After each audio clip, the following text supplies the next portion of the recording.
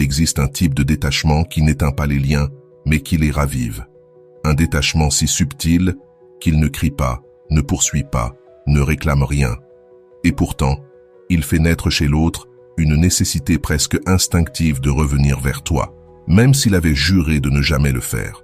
Dans cette vidéo, je vais te montrer comment fonctionne ce mécanisme invisible, ce qu'il active dans l'esprit et dans le cœur de l'autre, et comment tu peux l'appliquer pour que ta simple présence ou même ton absence devienne impossible à ignorer. Peu importe que tu sois en pleine rupture, dans une relation qui s'éteint, ou que tu veuilles simplement retrouver le magnétisme que tu pensais avoir perdu. Ce que tu vas apprendre aujourd'hui te donnera la clé pour que l'autre te cherche, même si toi, tu n'es plus en train de le chercher. Alors, comme toujours, je te demande de mettre un like et de t'abonner. C'est totalement gratuit pour toi et ça m'aide énormément. Et si ce message résonne avec toi, partage-le à quelqu'un qui pourrait aussi en avoir besoin. Mais attention, le détachement dont je parle n'est pas un caprice. Ce n'est pas disparaître pour effrayer l'autre et le forcer à revenir. Ce n'est pas un jeu de manipulation. Le vrai détachement que je vais te révéler aujourd'hui est autre chose. Quelque chose que ton âme reconnaît comme une vérité, mais que ton esprit n'avait peut-être pas encore compris. Le vrai détachement, celui qui fait que l'on te recherche, même quand tu ne le veux pas, ne naît ni de la colère, ni d'une indifférence forcée. Il naît d'un magnétisme silencieux qui se déclenche lorsque ton énergie cesse de courir derrière l'autre pour se tourner vers toi-même. Imagine cette scène. Tu as été obsédé par quelqu'un, analysant ses paroles, ses silences, ses gestes, ses messages. Et puis, un jour, sans drame, sans confrontation, quelque chose change en toi. Tu ne décides pas de le punir par ton absence. Tu réalises simplement que ton temps, ta paix et ta vie ne peuvent plus tourner autour de l'incertitude d'une autre personne. Et à cet instant précis, presque sans t'en rendre compte, tu actives une force que l'autre ne comprend pas, mais qu'il ressent. Le détachement qui attire n'est pas froid ni calculateur. Il est chaleureux envers toi-même et, en même temps, inébranlable dans tes limites. Quand tu l'appliques, ce n'est pas que tu pars pour toujours, c'est que tu deviens inatteignable sur le plan où l'on te tenait prisonnier. Comme si tu avais changé de fréquence émotionnelle. Tu ne vibres plus dans l'anxiété de l'attente, mais dans la plénitude de l'être. Et cette différence, elle se sent. Avant de continuer, si tu n'es pas encore abonné à ma chaîne YouTube, je t'invite à le faire dès maintenant. En t'abonnant, tu seras informé de toutes mes nouvelles vidéos, ce qui te permettra de ne rien manquer de contenu précieux. Je vais te raconter une histoire. Une femme appelée Cassandra m'a un jour confié son expérience. Elle vivait une relation où tout tournait autour de lui, ses besoins, ses caprices, son rythme. Elle pensait que la seule manière de le garder était d'être toujours disponible. Mais un jour, épuisée, elle a repris sa vie, ses routines, ses hobbies, ses amis. Elle ne l'a pas fait pour le provoquer, mais parce qu'elle en avait assez de se sentir en pause. Le résultat, en moins de 2 semaines, il est passé de réponses froides à des messages insistants, cherchant la moindre excuse pour la voir. Pourquoi? Parce que le détachement authentique n'est pas une décision de l'autre, c'est une vibration que son inconscient perçoit. Ton absence cesse d'être un vide facilement comblé. Elle devient un manque qu'il ne sait pas combler, car ce n'est pas physique, c'est émotionnel. Le plus puissant avec ce type de détachement, c'est qu'il n'a pas besoin d'annonce. Tu ne dis pas « je vais m'éloigner pour que tu me respectes ». Non. Tu reviens simplement vers toi. Tu réinvestis ton énergie dans ce qui te nourrit, ce qui te fait grandir, ce qui te rappelle qui tu es quand tu n'essaies pas d'impressionner qui que ce soit. Et ce changement, invisible aux yeux, devient un cri silencieux pour le cœur et l'esprit de l'autre. Carl Jung expliquait que l'inconscient se raccroche aux schémas qui lui donnent une charge émotionnelle. Quand cette charge disparaît de son lieu habituel, l'inconscient entre automatiquement en quête. Ce n'est pas rationnel, c'est instinctif. Beaucoup se trompent ici. Ils confondent détachement avec froideur. Ils croient qu'ignorer ou bloquer, c'est pareil. Mais non. La froideur réveille de la résistance, parfois même de l'orgueil. Le détachement véritable, lui, réveille la curiosité et l'attraction. La différence est dans l'intention. Tu ne t'éloignes pas pour provoquer, tu t'éloignes pour te préserver. Et oui, ce magnétisme silencieux demande du courage, car il t'oblige à lâcher l'illusion du contrôle. Tu ne peux pas savoir quand ni comment l'autre réagira, mais là est ta vraie force. L'important n'est pas qu'il revienne, mais que toi, tu ne reviennes jamais au point de dépendance émotionnelle d'où tu es sorti. Le détachement n'est pas une stratégie pour être aimé. C'est la conséquence naturelle de l'amour que tu te portes, assez fort pour refuser de rester là où ton âme se rétrécit. Et le plus beau, c'est que ce principe ne s'applique pas seulement aux relations amoureuses. Il fonctionne aussi avec les amitiés, les relations familiales, même dans le milieu professionnel. Quand tu arrêtes de courir après la reconnaissance, la validation ou l'attention et que tu commences à te soutenir toi-même, le monde réagit presque magiquement. Ce qui t'ignorait commence à te ressentir comme nécessaire. Voilà la première clé. Ne vois pas le détachement comme une fuite, mais comme un recentrage. Ce n'est pas laisser un espace vide pour que l'autre le remplisse. C'est remplir ton propre espace pour que l'autre le remarque. C'est cela, le magnétisme silencieux. Et crois-moi, une fois que tu l'auras expérimenté, tu n'accepteras plus jamais de vivre en mendiant des miettes d'attention. L'être humain, en particulier dans les liens affectifs, réagit de manière intense face à la perte ou à la diminution de ce qu'il considère comme une ressource précieuse. Quand ton attention est dispersée partout, elle ne vaut rien. Mais lorsqu'elle est bien administrée, elle devient un luxe. Carl Jung expliquait que l'inconscient projette de la valeur en fonction de ce qu'il perçoit comme difficile à obtenir. Si tu es toujours là, peu importe la manière dont on te traite, ta valeur perçue diminue. En revanche, si ton attention est alignée avec ton estime de toi et tes limites, elle devient un symbole de respect envers toi-même. Et ce qui est le plus intéressant, c'est que tu n'as pas besoin de le dire. Tu n'as pas besoin d'annoncer « je vais arrêter de te prêter attention ». C'est ton changement d'énergie, l'absence de tes gestes habituels, qui envoie le message le plus puissant. Peut-être qu'ici surgit une peur. Et si la personne s'éloigne complètement? La réponse est simple, bien que dure. Si quelqu'un s'éloigne parce que tu as cessé de lui donner ton attention gratuitement, c'est que cette personne n'était jamais là pour toi, mais seulement pour l'énergie gratuite que tu lui offrais. Dans ce cas, ta perte est en réalité ton plus grand gain. C'est ici que se croisent le détachement et la gestion de ton attention. Il ne s'agit pas d'ignorer l'autre par orgueil, mais de reconnaître que ton attention est une véritable monnaie d'échange. L'investir là où il n'y a pas de réciprocité revient à verser de l'eau dans un seau troué. La seule façon de lui donner de la valeur, c'est de l'utiliser de manière consciente.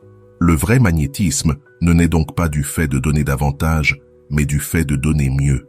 Il ne s'agit pas de disparaître complètement, mais d'être là où tu veux être et non là où tu crois devoir être par peur de perdre. Parce que voici la grande vérité. Plus tu as peur de perdre quelqu'un, plus il est facile qu'il te perde. Et voici ce qui devient puissant. Lorsque tu traites ton attention comme une monnaie précieuse, l'autre ne remarque pas seulement ton absence, il commence à se demander pourquoi il l'a perdue. Et cette question, ce vide, cette inquiétude, deviennent le début de sa recherche. Ton absence peut alors devenir plus présente que ta présence elle-même. Car si ton attention est la monnaie, ton absence bien gérée est comme un message gravé en or. L'un des gestes les plus déstabilisants que tu puisses faire, c'est le calme véritable. Mais attention, je ne parle pas d'une fausse tranquillité pleine de rancune ou de fierté cachée. Je parle d'une sérénité authentique, celle qui naît quand tu lâches vraiment le besoin de contrôler ce que l'autre pense, ressent ou décide. La plupart des gens, quand ils sentent que l'autre s'éloigne, réagissent. Ils envoient des messages, provoquent des confrontations indirectes ou utilisent le silence comme punition, dans l'espoir que l'autre ressente leur douleur. Mais ça, ce n'est pas du calme, c'est du bruit. Et le bruit, même déguisé en froideur, trahit toujours l'anxiété. La vraie sérénité est différente. C'est cette force intérieure silencieuse qui envoie un message clair. Je vais bien avec toi ou sans toi. Et ce message, quand il est vrai, ne peut pas être imité. Ta voix change, tes gestes changent, même l'énergie que tu transmets dans un simple regard change. Et cela déstabilise profondément celui qui s'attendait à ce que tu réagisses avec intensité à son silence ou à son absence. Imagine quelqu'un qui s'attend à ce que tu exploses, que tu réclames, que tu cherches à récupérer son attention, et tout ce qu'il reçoit, c'est un comportement normal, poli, mais pas excessif. Pas de tension, pas de poursuite, pas de drame. Juste un équilibre qui ne correspond pas au scénario qu'il avait prévu pour toi. Et sans le savoir, tu brises une de ses certitudes les plus ancrées. Il ne peut plus prévoir tes réactions. Et c'est là que la curiosité s'éveille. Car quand une personne est habituée à occuper ton esprit, mais qu'elle sent soudain que ce n'est plus le cas, un vide s'ouvre. Et ce vide est inconfortable. L'esprit humain déteste les vides, il cherche toujours à les combler. Et si tu ne lui donnes pas de réponse, il commence à en chercher une. J'aimerais te raconter le cas de Mariana. Elle vivait depuis des mois une relation pleine d'allers-retours. Chaque fois que son partenaire s'éloignait, elle courait après lui pour clarifier, prouver son amour, montrer qu'elle était encore là. Mais un jour, épuisée de ce cycle, elle décida d'arrêter le jeu. La fois suivante, quand il s'éloigna, elle ne fit rien. Pas de message, pas de tentative pour combler le silence, pas de démonstration excessive. Elle continua simplement sa vie, ses amis, ses routines, ses projets personnels. Et quand il revint, elle ne l'accueillit ni avec froideur ni avec euphorie. Elle le traita simplement comme si son absence n'avait pas été un tremblement de terre. Le résultat fut immédiat. Il commença à écrire plus souvent, à chercher des excuses pour la contacter, à tester ses réactions, mais il n'obtenait plus les mêmes réponses. Sa sérénité l'intriguait. Carl Jung disait « Ce que nous ne comprenons pas nous fascine ». La vraie sérénité n'est pas une absence de réaction, c'est la présence d'une sécurité intérieure que l'autre ressent. Et c'est ce qui change tout, car la sérénité ne crie pas, mais elle s'entend plus fort que n'importe quel mot. Elle est comme ce silence après la tempête. On ne sait pas s'il annonce la paix ou quelque chose de plus grand à venir. Quand tu maîtrises cette sérénité, tu sors du jeu émotionnel de l'autre. Tu n'es plus une pièce qui se déplace en réponse à ses coups. Tu avances selon ta propre conviction. Et cela change l'équilibre du pouvoir, parce que l'autre comprend qu'il n'a plus de contrôle sur tes émotions. Au début, cela peut sembler étrange. Si tu es habitué à réagir, à expliquer, à prouver, la sérénité peut te donner l'impression de ne rien faire.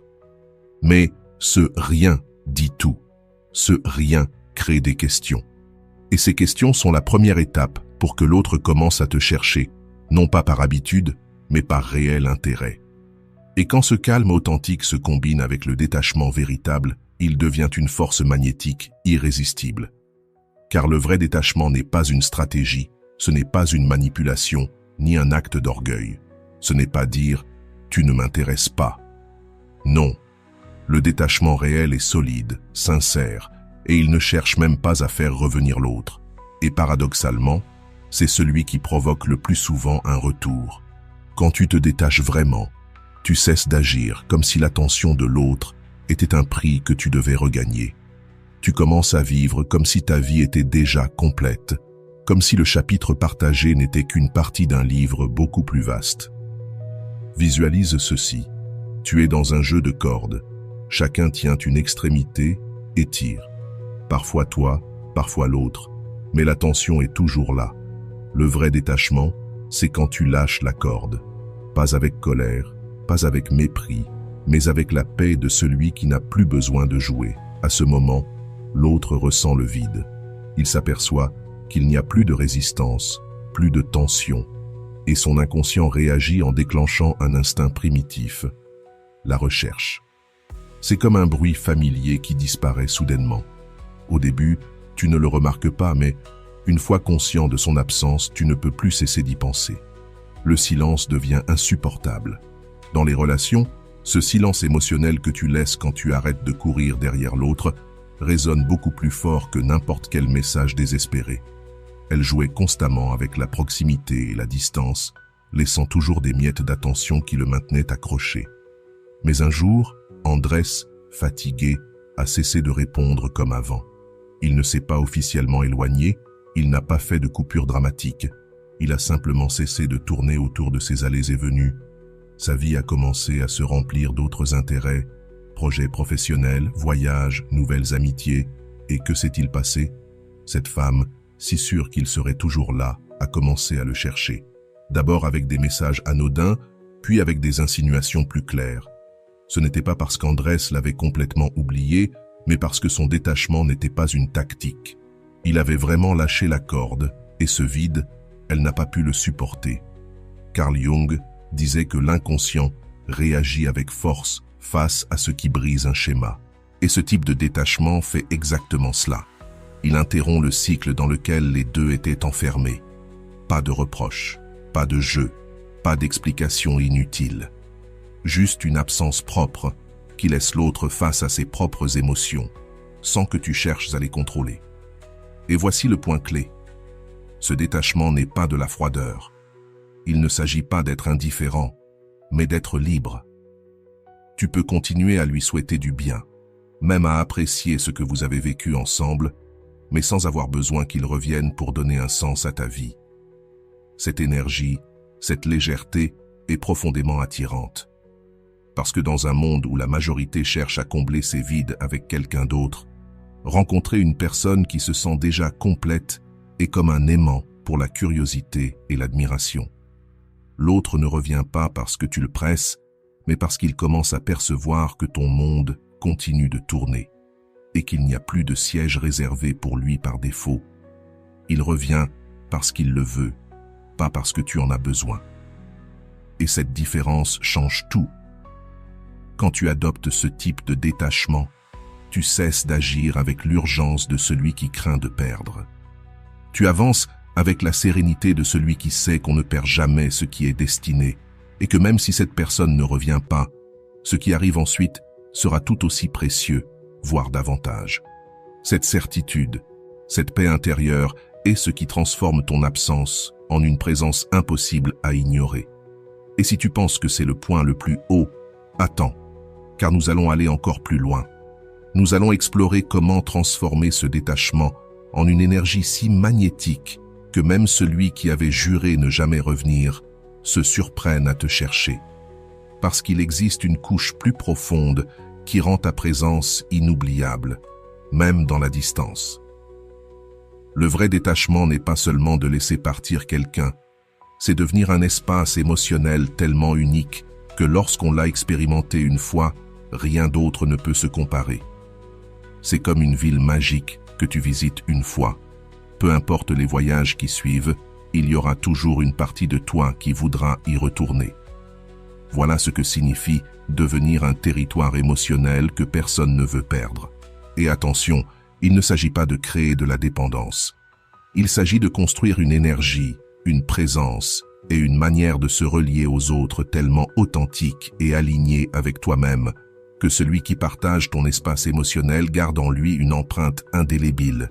Cette empreinte ne se grave pas par la pression ou le contrôle, mais par l'authenticité, la cohérence et la capacité d'offrir ce que très peu de gens offrent, paix et plénitude, sans condition.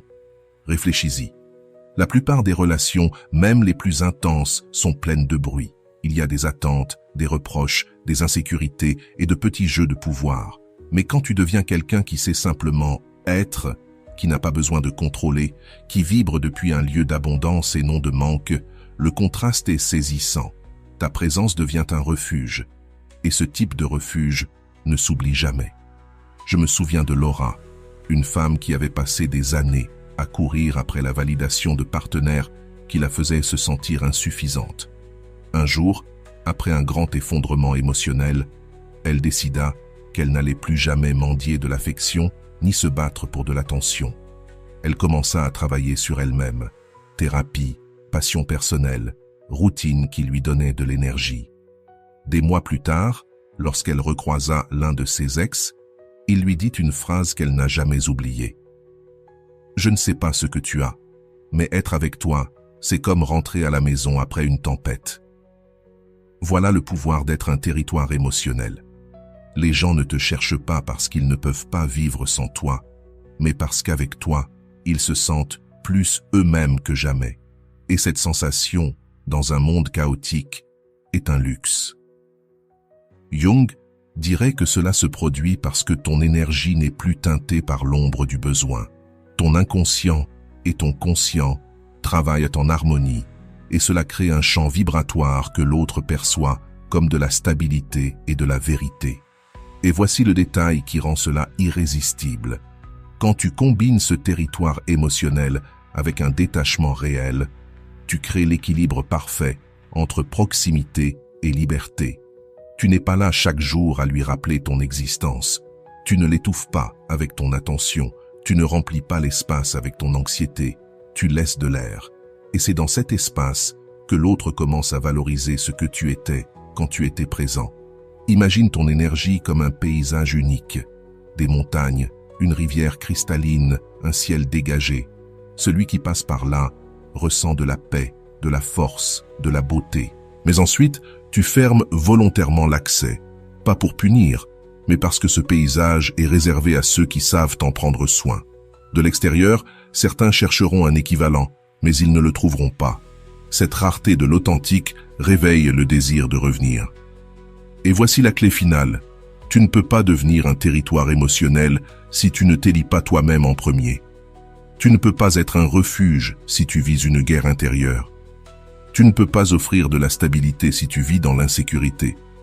Ton vrai travail n'est donc pas de penser à comment le faire revenir, mais de faire de ta vie un espace si plein que même toi tu voudrais y rester pour toujours. Cette cohérence intérieure se transmet sans que tu dises un mot. Et quand tu atteins cet état, peu importe si l'autre revient ou non. Parce qu'en réalité, l'objectif n'a jamais été qu'il revienne, mais que tu cesses de te perdre toi-même dans le processus. Et curieusement, c'est justement quand tu cesses de te perdre que les autres commencent à craindre de te perdre. C'est ainsi que tu fermes ce cercle. Pas avec un message, pas avec un « tu me manques », pas avec un jeu pour provoquer de la jalousie. Tu le fermes en devenant la personne qu'on se souvient, non seulement pour ce qu'elle était, mais surtout pour ce qu'elle faisait ressentir. Car c'est cela, la mémoire émotionnelle la plus puissante, celle d'avoir été dans un lieu où l'on pouvait être soi-même, sans masque, et de savoir que ce lieu, c'était toi. Et c'est là que tu passes, sans t'en rendre compte, de celui qui espérait être choisi à celui qui décide qui peut entrer. C'est le détachement le plus fort et l'attraction la plus imparable. Crois-moi, quand quelqu'un comprend que l'accès n'est plus automatique, il fera tout pour franchir à nouveau cette porte. Et maintenant que tu es arrivé jusqu'ici, tu te rends compte d'une vérité que tu n'avais peut-être pas vue avec autant de clarté auparavant. Le véritable pouvoir ne réside pas dans le fait que quelqu'un t'élise, mais dans ta capacité à créer un espace émotionnel si unique que celui qui l'a connu sans qu'y renoncer serait perdre une partie de lui-même. Voilà le détachement qui ne se crie pas, qui ne se négocie pas, qui ne se mendie pas. C'est un détachement construit de l'intérieur, qui transforme ta présence en un luxe que tout le monde ne mérite pas. Si ce message résonne en toi aujourd'hui, c'est que tu es déjà prêt à cesser de courir derrière l'attention des autres et à commencer à attirer depuis ton centre. Prêt à devenir cette personne qu'on redoute de perdre, non parce que tu menaces, mais parce que ton absence crée un vide difficile à combler. Je veux que tu prennes une décision claire dès maintenant, pas une vague promesse qui s'oublie demain. Une déclaration ferme, adressée à ton inconscient. Écris-la en commentaire comme un engagement envers toi-même. À partir d'aujourd'hui, je décide qui a accès à mon énergie. Écris-le ci-dessous, parce qu'en le faisant, tu ne te contentes pas de l'affirmer, tu commences à le vivre. Et si tu veux que ce message continue de travailler en toi, reviens voir cette vidéo chaque fois que tu sentiras que ta valeur dépend de l'attention de quelqu'un d'autre. Ici, tu trouveras le rappel qui te maintiendra ferme. Si ce message a résonné dans ton âme, abonne-toi maintenant pour continuer à élever ton énergie avec chaque nouvelle vidéo. Mets un like à ce contenu pour qu'il puisse toucher d'autres âmes qui ont besoin de l'entendre. Partage cette vidéo et je t'attends demain avec un nouveau message. À demain.